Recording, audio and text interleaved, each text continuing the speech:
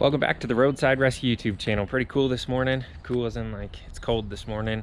But we've got a pretty quick job to do. It shouldn't take long. We got very lucky because we're going to be replacing the blend door actuator on a 2007 Nissan Titan. And it's pretty much the only blend door actuator that you can get to without having to remove the dash. So that's super lucky. I'll show you how we found out which one it was exactly. And we'll get up there. We just need 2 sockets and a wrench to get to an all 1/4 inch drive, small stuff. And it's underneath the driver's seat up above the gas pedal. So we'll head over there. We're going to pick up the parts and a few other things at AutoZone. I got to get some oil cleanup sand stuff because I ran out of that, and I spilled some oil out of the other truck. Anyways, let's get some stuff and I'll meet you up there to do that job. All right, well, apparently these things are like 70% off. They're like $5 a bag if I bought 5 of them. So I just went ahead and got 5, and that saved me like 30-something bucks. So cool. We'll get over there now and do that blend door actuator. All right, so here we are with the vehicle. Here's what we're gonna need. We've just got a wrench. We've got a 7mm wrench, and we've got a 7mm socket. We'll need a 5.5mm socket or 7/32. I lost my 5.5, so I've got 7/32. Well, I just don't know where it is. I'm sure it's in my truck. Anyways, the blend door actuator we're going to be accessing, like I said, is there's just one that's accessible, and you can see it right up here. And I'll show you a better angle on it in a second. That's lucky because some of these you have to remove the whole dash here.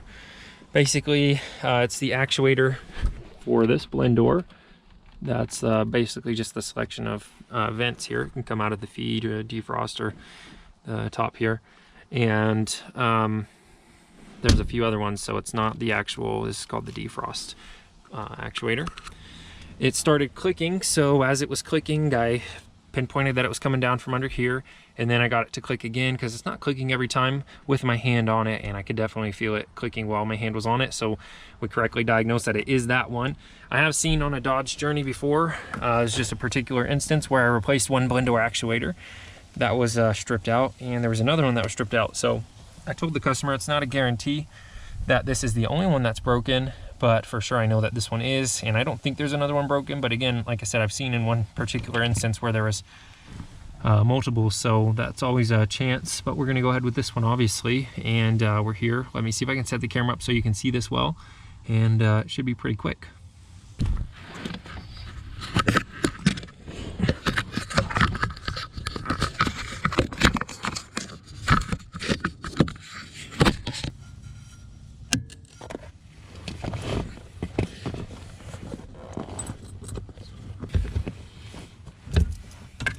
I think this camera angle is pretty good.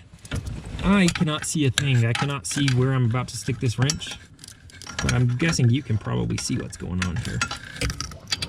Let's make that shorter, like this.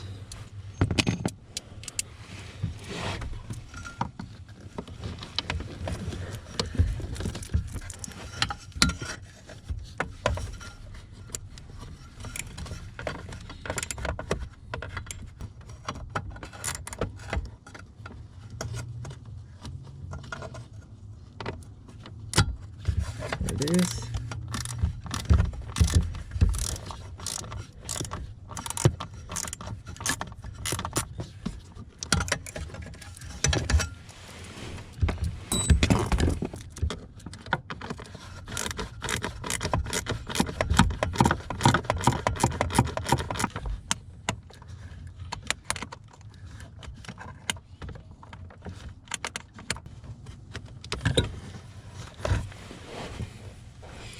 All right, now we've got 3 bolts out of there. Well, I guess they're screws. We'll just pull this out, like so, and disconnect it.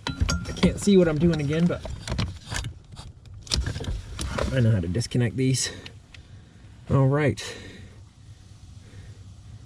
and we'll get the new one installed here. All right.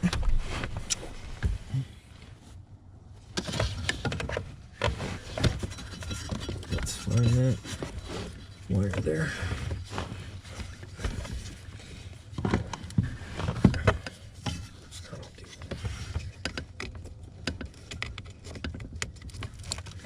Plug that back in. Good.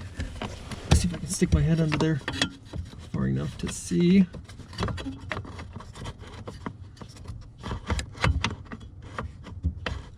Now these can only go in a certain way, so I may just have to turn this by hand to get that to line up. Let's see.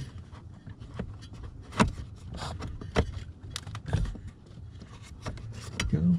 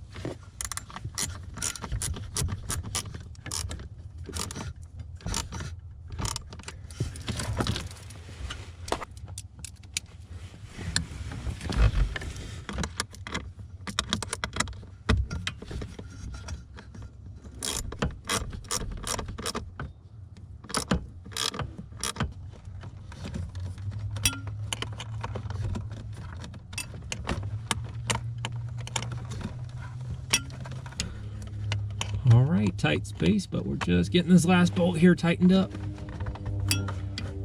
One more turn, that was pretty much tight there. That's it. Okay, and that's a job well done.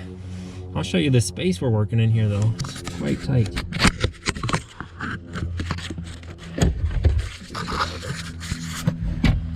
And that's it right there, so you could see that. This is where I was sticking my hands up behind, so couldn't see it.